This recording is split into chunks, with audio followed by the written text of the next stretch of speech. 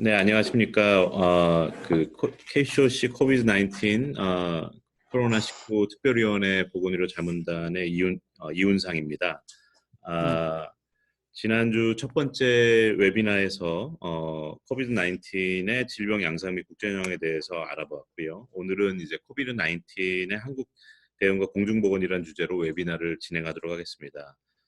이 코비드-19 코로나 바이러스가 한국에서 빠르게 확산되었던 지난 겨울과 봄, 그리고 이제 한국의 의료진들이 어떻게 감염을 막기 위해서 대응했는지, 그리고 공중보건화 쪽으로 방역적인 접근이라고 보통 우리가 이제 이야기를 하는데, 이러한 것들이 어떻게 이제 진행하는지 두 분의 교수님께서 강의를 해주실 예정이십니다.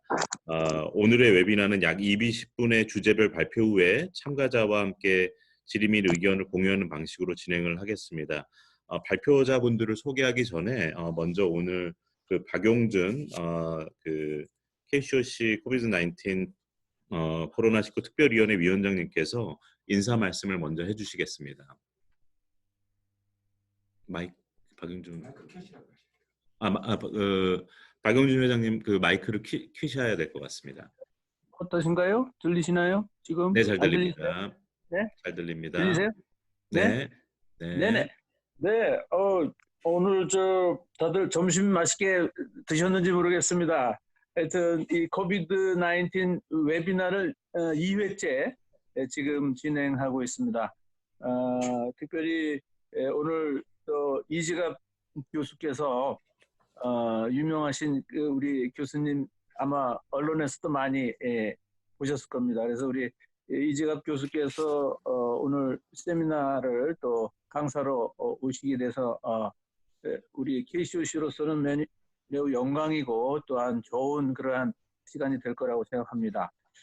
특별히 저희가 이런 웨비나를 계속 하는 이유는 지금 코비드-19이 전 세계의 팬데믹으로서 세계적인 그러한 지금 충격을 가해 오고 있는데 이거를 한국의 그 코비드-19의 그 여러 가지 그 극복 사례들 지금 극복하고 있는 그 과정에 있지만 이거를 조금 더 우리 개발 협력 말하자면 ODA 현장에서 우리가 이것을 잘 적용해서 말하자면 한국의 좋은 그 극복 예를 적용해서 이 개발 현장에 있는 많은 세계 어려운 이웃들에게 좋은 그러한 환경을 서비스할 수 있지 않을까 하는 그런 생각을 가지고 이 세미나를 하고 있습니다. 그래서 여러 그 NGO들이 관심을 가져주셔서 너무나도 감사하고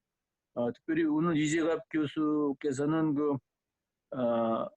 일찍이 그 카자흐스탄의 그 코이카 의사로서 또 다녀오시고 이 개발 협력에 대한 생각이 남다르시다고 봅니다. 그래서 오늘 우리에게 또 좋은 강의도 해주실 거고 앞으로도 계속 자문을 해주실 것입니다. 그래서 오늘 우리 사회를 봐주시는 우리 이훈상 교수께도 감사하고 특별히 그 조대식 우리 사무총장님, 전 카나다 대사님께서 이 개발 협력 쪽에 이 NGO를 아주 많이 지금 돕고 계십니다. 또 지도해 주시고 계시고 그래서 이 코이카의 관계도 정말 그 어느 때보다도 좋고 또 외교부와의 관계도 좋고 그 외 여러 정부 기관과도 아주 좋은 관계를 갖고 계십니다. 아마 우리 사무총장님을 통해서 많은 또 NGO들이 알게 모르게 큰 그 힘을 얻게 될 거라고 봅니다. 앞으로 이 시간 이후에 다음 주에는 아마 다시 특별위원회를 개최해서 앞으로 구체적으로 우리가 논의했던 이런 그 코비드-19 대응에 대해서 각 NGO들이 어떻게 또 이것을 적용해 나갈 것인지 구체화시키는 그런 시간이 있을 거라고 생각합니다. 오늘 여러 가지로 준비해 주신 여러분들께 감사드리고요. 이재갑 교수께 감사드립니다. 네, 감사합니다. 오늘 그 좋은 인사 말씀 나눠주셔서 감사드립니다. 오늘 발표해 주실 분들을 소개해 드리겠습니다.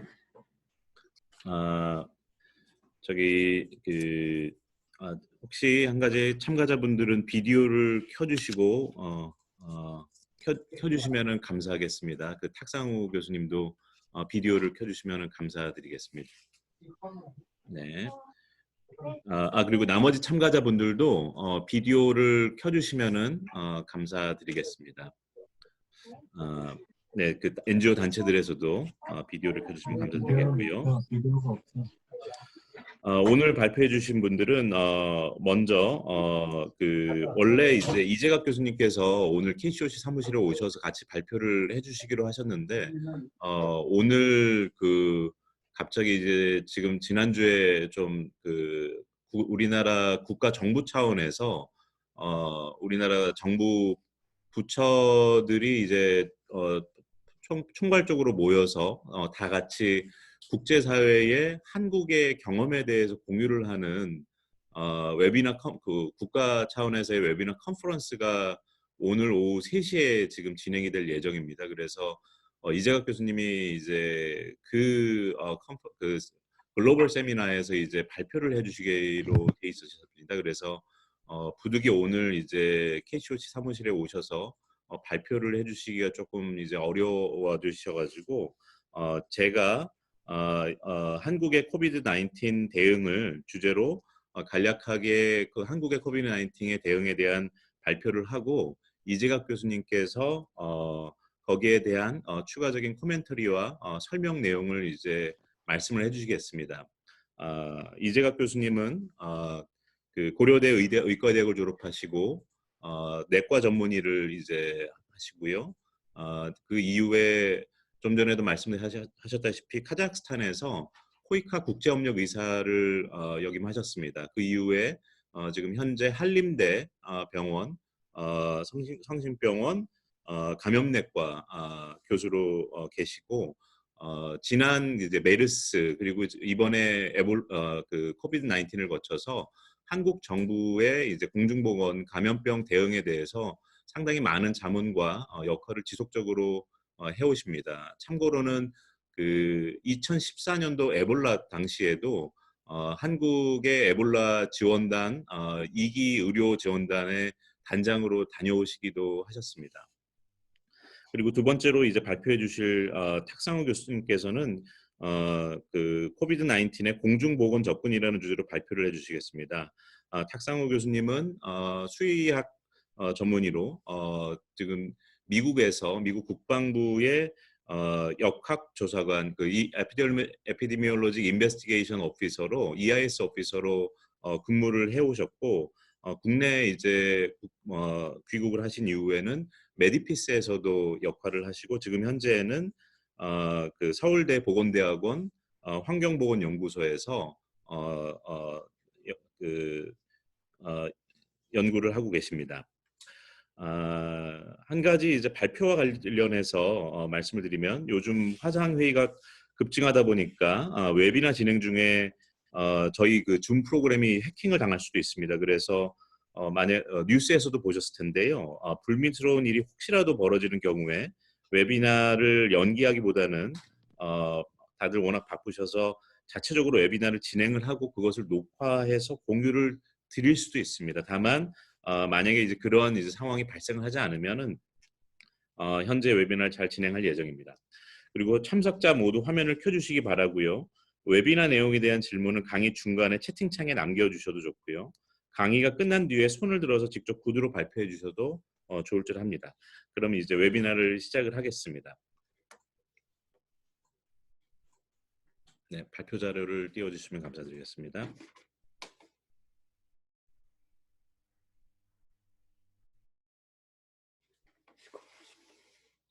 잠깐만요.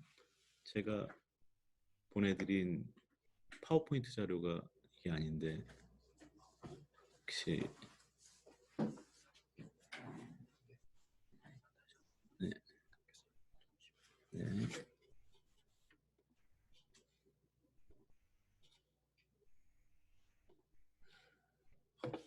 키보드 좀 주시겠어요?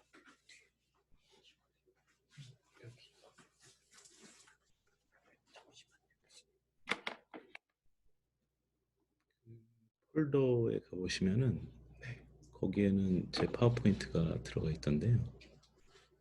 네, 이윤상 요게 PDF 파일입니다. 어? PDF 파일. 잠깐만요. 요거 말씀이신가요 혹시? 네네. 저게 네.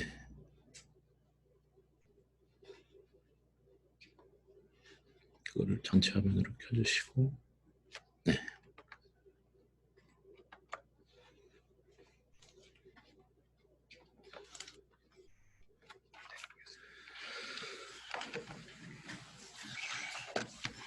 네. 참고로 이 자료는 2주 전에 캐나다 국제적십자사와의 한국의 경험 공유 세션에서 발표가 되었던 자료를 조금 정리를 해서 공유드리는 것을 말씀을 드리겠습니다. 대부분의 자료는 국내 질병관리본부의 자료와 함께 추가적인 이제 국내 상황에 대한 내용들이 정리된 내용입니다. 현재 국내의 일일 신규 확진 환자는 상당히 이제 줄어들어서 지금 현재 10여 건 이하의 이제 환자로 이제 유지가 되고 있고요. 다만 이제 5월 3일 현재 발생자가 13건이 이제 발생을 하긴 했습니다. 그렇지만은 전반적으로 50여 건 이하의 이제 환자로 지금 유지가 되고 있고, 현재 확진자는 국내에서는 이제 5월 3일 0시 기준으로 10,000명 정도가 이제 발생을 한 상황입니다. 현재 의심 환자도 지속적으로 의심 신고 환자도 지속적으로 줄어들고 있는 상황이고, 그 격리 중이었던 이제 환자 중에서도 격리 해제되는 환자가 지속적으로 이제 증가해서 발생을 하고 있습니다. 그래서 전 세계적으로도 지금 현재 한국은 상당히 이제 확진자의 수가 상당히 적게 유지가 되는 상황으로 이제 아실 수가 있겠습니다. 다만 지금 여기 이제 보시면은 지역별로는 아무래도 이제 대구에서 확진자가 이제 많았다가 지금 최근에 많이 이제 줄어들긴 했는데, 대구의 확진자 수가 이제 큰 부분을 이제 차지했던 경향을 나타내고 있습니다.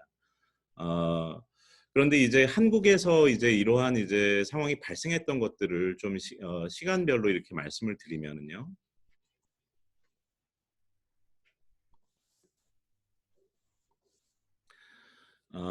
지금 이제 그 한국에서는 이제 1월 20일 날 이제 첫 번째 확진 환자가 발생을 하였습니다. 그리고 이제 그 지속적으로 이제 확진 환자들이 이제 추가되다가 2020년 2월 19일에 상당히 이제 큰 이제 대구에서의 클러스터가 발생하기 시작했고, 2월 20일에는 첫 번째 이제 사망자가 나오기도 했습니다. 그리고 이제 2월 21일에 이제 그 위기 상황이 이제 발의가 됐고, 그 이후에 이제 그 경상도 등이 이제 그 대구와 경상도 등이 이제 2월 21일 그리고 3월 5일에 특별 재난 지역으로 이제 선포가 되기도 했습니다. 다만 그 이전에 이제 한국의 이제 그 상황이 이제 진행이 됐던 것들 중에 이제 여러 가지 이제 상황이 있었는데, 그 1월 3일에 그 우한에서의 발생을 이제 필두로 해서 한국에서는 이미 이제 그 단계를 이제 그 1단계 이제 재난 단계를 선포를 했고, 이제 1월 20일에는 이제 재난 단계 2단계, 그리고 이제 그 이후에 지속적으로 단계를 격상을 해서 이제 대응을 이제 초기부터 상당히 신속하게 이제 진행을 했던 상황이 있었습니다.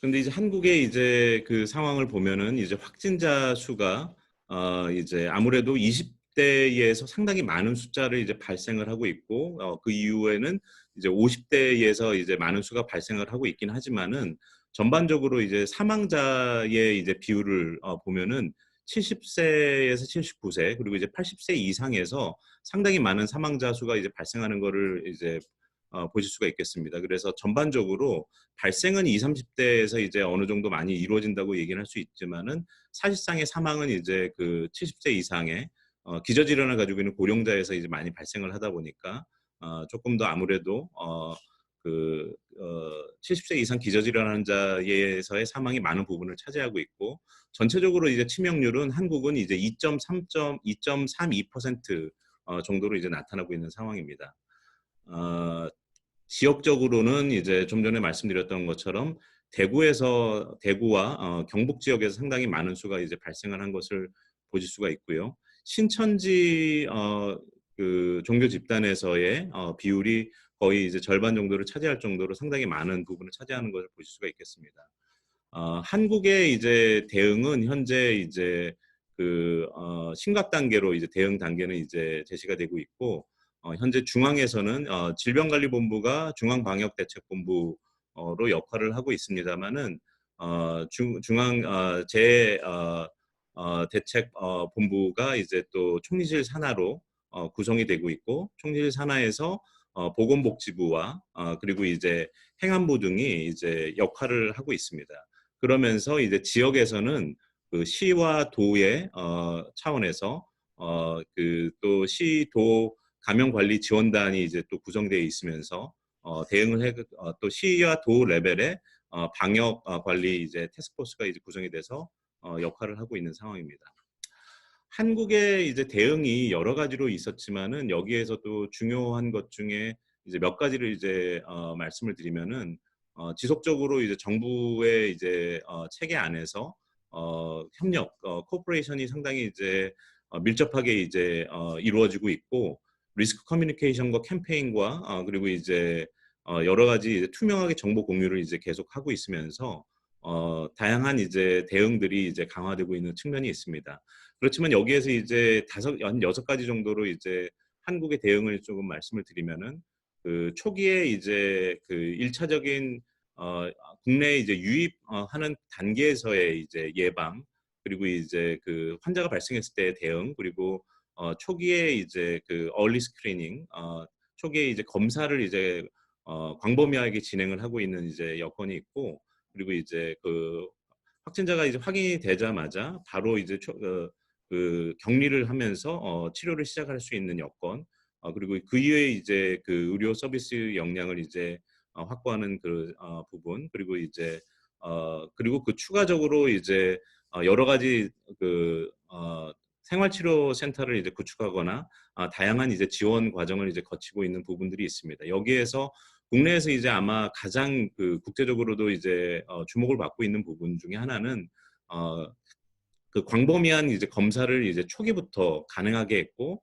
또 상당히 이제 다양한 지역에서 신속하게 이제 검사가 이루어질 수 있도록 하는 이제 그 진단 검사적인 측면, 그리고 이제 그 확진이 되자마자 바로 이제 그 접촉자에 대한 추적 조사, 그리고 역학 조사 등을 상당히 적극적으로 공격적으로 시행을 하고, 이제 확인이 되는 접촉자 등에 대해서는 이제 어, 그 아이솔레이션, 이제 그 격리를 해서 관리를 할 수 있도록 하고, 또 치료를 이제 바로 제공을 할 수 있도록 할 수 있는 그런 부분들이 상당히 또 강조가 이제 되고 있는 부분들이 있습니다.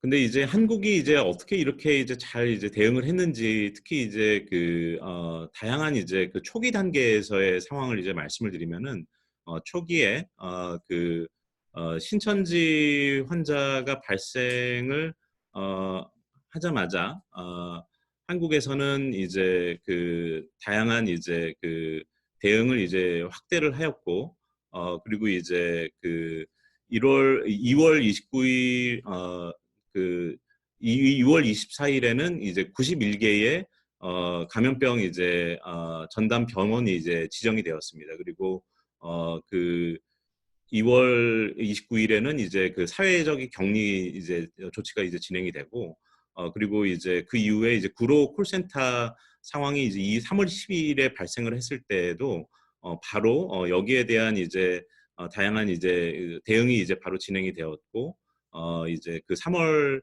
18일에는 이제 그 학교에 대한 이제 그 계약이 이제 연기되는 등의 이제 조치 등이 취해졌습니다. 그래서 어떻게 보면은 이제 그 미국과 유럽에 비해서 비교적 초기에 최대한 이제 이른 의사결정들이 이제 진행이 되면서 다양한 대응의 결정과 그리고 이제 사회적 격리에 대한 정부의 결정들이 지속적으로 진행이 되어 온 측면들이 있었습니다. 여기에서 이제 많이 국제적으로 주목을 받는 것 중에 이제 한 가지가 어떻게 이렇게 검사를 초기에 이제 빠르게 이제 확보할 수 있었는지에 대한 내용들인데, 이미 이제 그 한국에 이제 확진자가 1월 20일에 발생하기 이전에 1월 11일에 이제 그러니까 이제 중국 우한에서 12월 말에 확진자가 발생했다는 것이 이제 보고가 되는 정보가 공유됨과 동시에 국내에서는 이제 바로 진단 검사를 이제 그 확보할 수 있는 초기 검사 기술이 이제 확보가 됐습니다. 물론 이게 그 리얼타임 PCR 검사 중에 지금 현재 하고 있는 검사는 아니고 상당히 시간이 많이 걸리고 판코로나 검사법이라고 해서 다른 다양한 이제 그 현재 코로나 바이러스 19 이외의 다른 이제 바이러스를 사르스코비 바이러스 위에 코비드 바이러스 외에 다른 바이러스를 검사하는 이제 법이 없습니다. 그렇지만은 이 검사법이 이제 일단은 먼저 이제 확보가 되었고 그 이후에 이제 바로 이제 바이러스 균주가 이제 사르스코비2 바이러스가 확보가 된과 동시에 리얼타임 PCR 검사 기법이 1월 13일에 개발이 되기 시작을 합니다. 그래서 이제 1월 26일에는 이 검사법 자체가 이제 확보가 되었고 한국은 이제 1월 그 2015년 그 메르스 대유행을 겪으면서 확보가 되었던 이제 제도 중에 하나가 EUA라고 해서 Emergency Use Approval 그러니까 이제 그 신속 검사 승인 제도가 이제 있었습니다. 그래서 바로 이 신속 검사 승인 제도를 질병관리본부장의 권한으로 발동을 시킬 수 있는 제도가 2015년, 2017년에 이제 법제화가 돼서 마련이 돼 있는 상황이어서 이 제도를 발의를 해서 바로 이제 이 검사법이 이제 그 국내 이제에서 공식적으로 승인이 될 수 있었고 이 승인이 된 이 검사법이 민간에게도 이제 공유가 되면서 민간 회사에서는 이제 RT-PCR 그 검사 키트를 이제 바로 제작이 들어갔고 또 이제 그 전국에 있는 18개의 공중보건 실험실이 있습니다. 그래서 그 시도 보건환경연구원 등이 있는데 여기에서 이제 그 검사가 가능한 시점이 벌써 한국은 1월 31일이었고 그 이후에 이제 이게 이제 민간에게도 이제 승인이 된 절차를 다 이제 거치면서 전국의 민간 의료기관 그리고 이제 민간 이제 사설 검사 시설에도 전국적으로 이제 검사가 이제 확보될 수 있는 이제 과정이 있었습니다.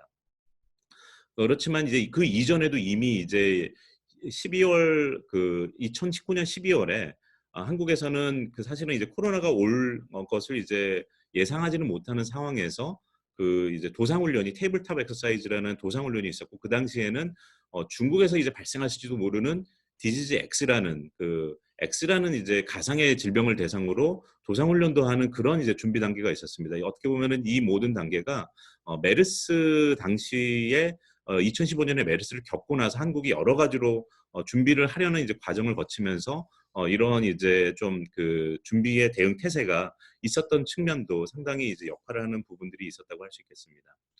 그러면서 이제 한국은 이제 지속적으로 검사의 양이 늘어나게 됐고요. 이제 그 3월 24일에만 해도 35만 건 검사를 했는데 거의 하루에 이제 1만 5천 건 검사를 했고 하루에 이제 맥시멈으로 검사할 수 있는 양은 2만 건 그리고 이제 검사를 이제 수행할 수 있는 이제 그 턴어라운드 타임이 24시간에서 짧게는 6시간까지도 가능했던 이제 상황을 갖고 있습니다. 이러한 이제 또 여건은 국내 이제 진단검사 업체와 그 역량이 이제 국내에 또 존재를 하기도 했고 전국에 대량으로 이제 검사를 수행할 수 있는 민간 검사 수탁 기관들이 상당히 많은 역할을 한 부분도 있습니다. 거기에 이제 추가로 이제 한국은 이제 특히 신천지 상황이 발생을 하면서 드라이브 스루라는 검사 방법을 이제 그 저희 코비드 19 KCOC 특별위원회에도 이제 위원으로 계시는 인천의료원의 이제 김준영 선생님께서 제안을 하셔서 전국에 이제 이 드라이브 스루 검사법도 이제 바로 이제 그 확보가 됐었고요. 이게 이제 그리고 이제 이러한 이제 검사 이제 시설에 대해서 또 다양한 이제 인터넷과 이제 앱을 통해서 검사가 어디에서 가능한지도 이제 바로바로 이제 일반인들에게도 공유가 될 수 있는 이제 부분들도 상당히 이제 역할이 있었습니다. 거기에 이제 한국에서는 이제 컨택트 트레이싱이라는 이제 역학 조사를 접촉자 추적 조사를 아주 이제 공격적으로 이제 시행을 했었고 여기에는 이제 그 초기의 인베스티게이션 조사 그리고 이제 그 위해 평가, 리스크 어세스먼트, 그리고 이제 그 접촉자에 대한 컨택 클래시피케이션, 이제 접촉자에 대한 분류, 그리고 이제 그 분류된 접촉자에 대한 이제 관리 등의 이제 역할이 있는데, 여기에는 이제 다양한 이제 역학조사관들의 이제 인터뷰가 있고, 거기에서 이제 다양한 이제 정보를 이제 파악을 하고, 그러한 이제 종합적으로 파악된 정보를 가지고 그 그 접촉자들에 대한 그 또 환자들에 대한 확인을 이제 하면서 그 이게 이제 어떠한 정도의 이제 그 접촉이었는지, 그 일상적인 접촉이었는지 이제 밀접촉이었는지, 이제 거기에서 또 어떤 식으로 우리가 이제 이 환자들을 이제 분류해서 관리할지를 바로 신속하게 이제 접근할 수 있는 역학조사 과정이 이제 상당히 이제 국내 역학조사 관들을 통해서 진행이 됐었고요. 이러한 이제 진행에 추가적으로 역할을 했던 게 그 의료 기록을 확인하고 또 전화 통신 기록을 또 확인할 수 있는 것들이 있었고, 카드 기록이라던가 이제 CCTV 기록들을 통해서 CCTV 영상을 확인하면서 이제 이 조사를 이제 진행을 할 수가 있었습니다. 또 이러한 이제 과정에서는 2015년에 이미 이제 그 정보통신법이라든가 개인정보관리법이 한국에서는 이미 이제 통과가 돼 있는 상황이어서 미국과 유럽하고는 다르게 이러한 정보들을 이제 신속하게 좀 활용할 수 있는 여건을 가지고 있었던 부분들이 있었습니다. 그래서 이제 그 이러한 그 시스템을 나중에는 이제 3월부터는 조금 더 확장해서 지금 그 역학조사 그 지원 시스템이라는 시스템을 구축을 하고 있고, 이러한 이제 시스템을 통해서 이제 초기부터 이제 그 확진자들과 접촉자들에 대한 이동 이제 현황들이라든가 위치 현황 등을 이제 파악할 수 있는 시스템을 이제 구축을 할 수 있었는데요. 이를 그 초기에는 이제 3월 전에는 KCDC가 경찰과 그리고 이제 지역 지방 정부와 이제 연결을 하면서 이러한 관련된 정보를 하나하나 이제 물론 이제 전산하는 데 있는 정보지만은 이런 것들을 하나하나 이제 그 확인하고 데이터를 이제 자료를 이제 얻고 또 그것을 이제 또 이제 사람이 또 이제 관여가 돼서 조사를 하는 과정들이 있었습니다. 그런데 이제 3월 26일부터는 현재 이것을 이제 교통부 등과도 이제 협력을 해서 이것을 아예 이제 그 오토메이션 과정을 자동 전산화 과정을 거쳐서 이게 이제 그 수기로 개별로 확인이 될 필요가 없이 실시간으로 확인이 될 수 있도록 하는 이제 과정을 현재는 갖추고 있습니다. 그래서 이것이 한 그 이전에는 이제 이러한 이제 그 다양한 정보통신의 기록을 확인하더라도 하루 정도는 그래도 걸리던 이제 그 과정을 한 10분 정도로 이제 오토메이티드 트레이싱의 과정으로 지금 전환을 한 상황도 있기는 합니다. 그리고 이제 이러한 이제 과정에 있어서 이제 그 SMS 문자 메시지로 관련된 내용들이 이제 바로바로 보고되고 확인이 될 수 있는 그런 시스템을 지금 진행을 하고 있고요. 그 이후에는 이제 그 스마트 쿼런틴 이제 시스템이라고 해서 이제 해외 이제 여행 정보 그리고 해외 이제 그 국가 이제 그 방문 정보들을 이제 예를 들어서 해외 여행을 할 때 이제 쓰는 이제 로밍 정보를 기반으로 해서 감염병 유행 지역에 방문했던 이 정보들을 국내에 이제 귀국을 했을 때 바로 확인이 되고 여기에 대한 이제 추적 조사가 될 수 있는 시스템이 있고 또 공항에서 이제 어느 정도 검역 과정을 통해서 확인이 됐을 때 이 내용이 이제 바로 이제 그 건강보험공단 그리고 이제 심평원의 이제 자료로 이제 확보가 되어서 병원에서 이제 환자를 볼 때 해당 환자가 어느 국가에 이제 방문했는지를 확인할 수 있는 그런 여건들이 있습니다. 그리고 이제 그 국내에 이제 입국을 했을 때 이제 입국한 환자들에 대해서는 스마트 모바일 앱을 통해서 이제 그 바로 뭐 본인들의 상황에 대한 것들을 이제 셀프 체크를 할 수 있는 그런 이제 과정을 거치기도 하고 그렇지만은 이제 여기에 있어서 국내에 이제 도착을 했을 때 이제 자가 이제 그 체크리스트를 이제 확인을 하고 온도를 이제 확인을 하면서 이제 그 검역 과정을 거치기도 하지만은 추가적으로 이제 그 증상이 있는 환자들에 대해서는 현재 지금 공항에서 바로 현장에서 테스팅을 할 수 있는 그런 이제 프로세스도 이제 거치고 있습니다. 그래서 테스트는 이제 만약에 이제 공항에서 현장에서 확진이 되면은 바로 이제 그 생활 치료센터 등으로 혹은 이제 그 병원 등으로 옮겨지게 되고 만약에 이제 그 음성이라 할지라도 국내에 이제 그 귀국을 한 환자 중에 이제 귀국을 한 국내인이나 외국인들은 14일간의 이제 방역 기간을 거치는 이제 과정을 거치게 됩니다. 그런 이제 국내 방역 기간에 있어서도 이제 그 자가 검진은 이제 앱을 통해서 14일간 동안에는 자기의 이제 상황에 대한 것들이 이제 매일 보고가 되도록 하고 있고, 또 이제 그 검역을 수행하는 이제 그 지역 보건소나 방역 당국에서도 매일 그 이제 그 14일간 이제 격리자들에 대해서 그 이동 상황이라던가 그 상황을 확인할 수 있는 앱이 이제 확보가 돼 있어서 관리를 하고 있습니다. 그리고 이제 그 환자의 치료에 있어서도 다양하게 환자의 치료 상황들을 이제 분류할 수 있도록 해서 이제 병원에 이제 분류가 될 수 있는 환자, 그리고 또 이제 또 다양하게 이제 그 의료인 그 환자들을 이제 치료하고 있는 이제 의료인들에 대한 이제 상황에 대해서도 관리를 할 수 있는 이제 그 분류 시스템 등을 가지고 있습니다. 그 환자 치료 관리 시스템을 가지고 있습니다. 그러면서 이제 국내에서 이제 많이 이제 해외에 주목받고 있는 체계 중에 하나가, 어떻게 보면은 이제 이런 다양한 이제 국내에서 검사를 이제 신속하게 하기도 했고 IT 기술을 활용했다는 얘기를 하고도 있지만은, 좀 중요한 것 중에 하나는 이제 IT 기술이라든가 이런 기술들은 한국적인 이제 ICT 이제 그리고 인포메이션 테크놀로지의 이제 통신 환경에서 좀 가능했던 측면이 있기도 하고, 또 이제 어떻게 보면은 이제 국내에서 이제 컨택트 트레이싱을 하는 경우도 기본적으로 국내에 있는 역학조사관들이 이미 잘 이제 교육과 훈련이 돼 있었고, 이들이 이제 역학조사를 수행하는 이제 과정에서 이를 보조할 수 있는 측면이 있었습니다. 그런데 그 이외에 다양한 이제 환자들을 이제 격리할 수 있는 시스템들을 이제 한국이 이제 의료 서지 캐파시티를 잘 매니지할 수 있도록 하기 위해서 병원만을 활용한 것이 아니라, 특히 이제 대구에서 다량으로 환자가 발생을 했을 때 생활 치료 센터를 이제 활용했던 측면이 있습니다. 그래서 여기에는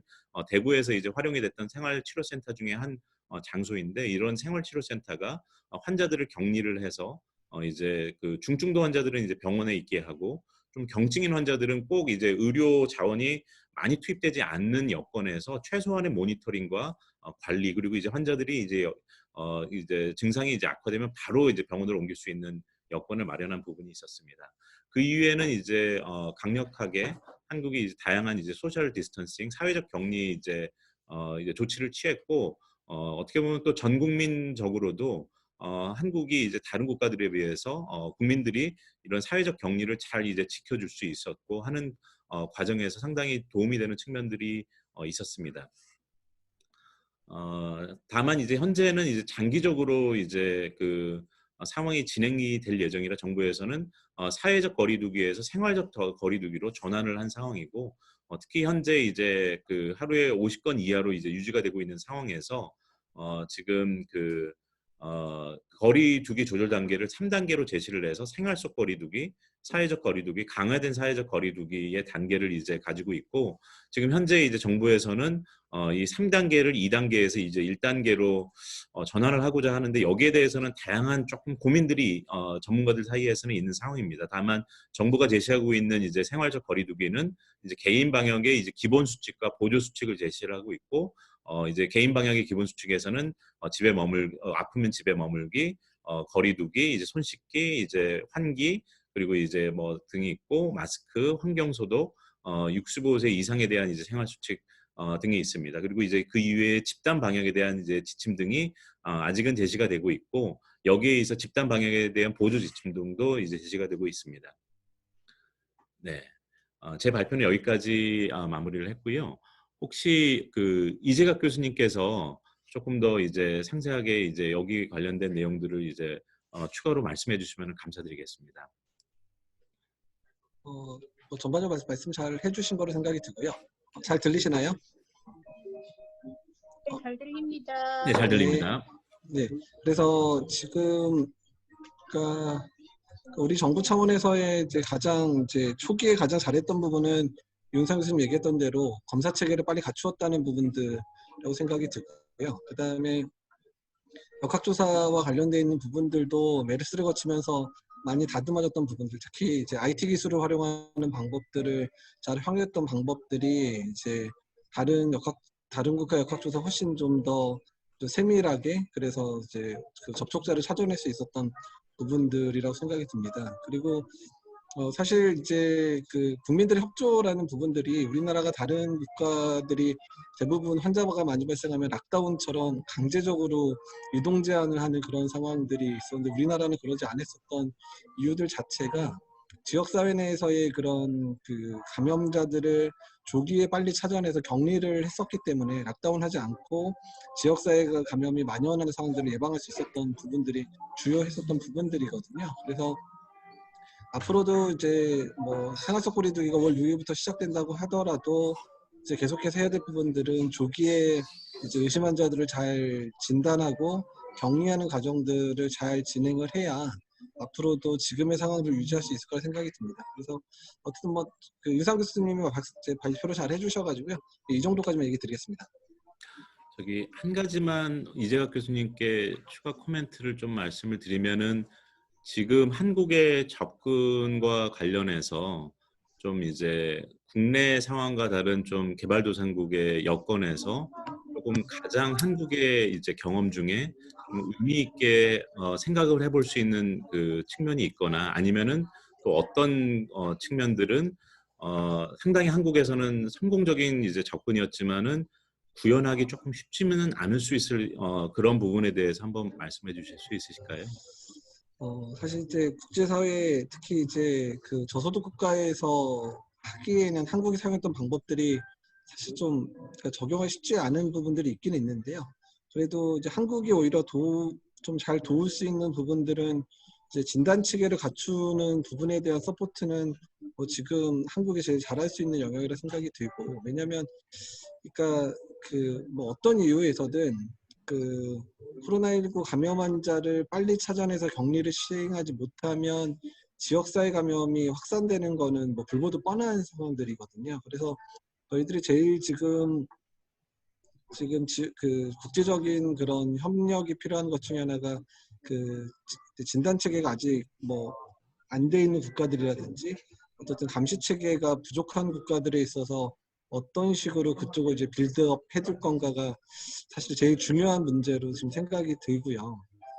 그 다음에 사실 이제 한국에서의 사망자가 그래도 다른 데보다 사망률이 낮은 이유 중에 하나가 저희가 초기에 이제 그 환자들을 리스크 그룹을 나눠가지고 경증이랑 중증, 뭐 위중 나눠가지고 그 환자 의뢰 체계들을 제대로 좀 잘 갖추었던 부분들이 효과적으로 작용을 했는데 지금 이제 아프리카나 이런 데서 가장 큰 문제가 이제 진료 체계 자체가 상당히 부족한 상황들이어서 그래서 만약에 지역사회 감염이 만연됐을 경우에 그 저소득 국가에서의 사망자가 확 늘어날 수 있는 그런 상황들이 될 거가 제일 사실 두려운 상황들이거든요.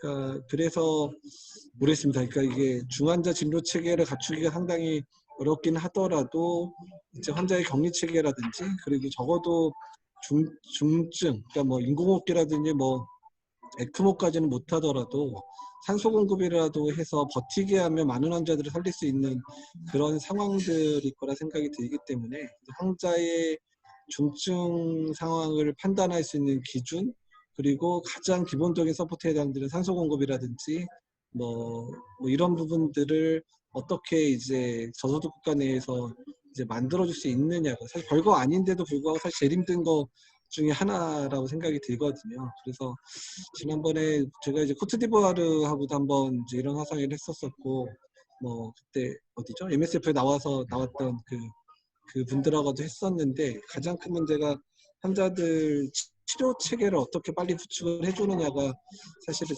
좀 급하지 않을까 이런 생각이 듭니다. 예, 이 정도입니다. 네, 감사합니다. 그 되게 중요한 부분인 것 같은데 한국의 대응 체계를 그대로 구현하는 개념으로 접근한다기보다는 좀 현장에서 좀 적합한 그리고 특히 이제 치료 체계도 국내는 ICU 세팅의 치료가 상당히 중요했겠지만은 개도국에서는 초기에 빨리 환자를 확인하고 분류를 좀 잘해서 또 현장에서 이제 광범위한 다양한 지역에서 재구경할 수 있는 치료의 수준의 서포트를 특히 이제 해외에서도 지금 산소 공급과 관련해서는 조금 많이 이제 얘기가 되고 있는데 그런 부분들을 잘 말씀해 주신 것 같습니다.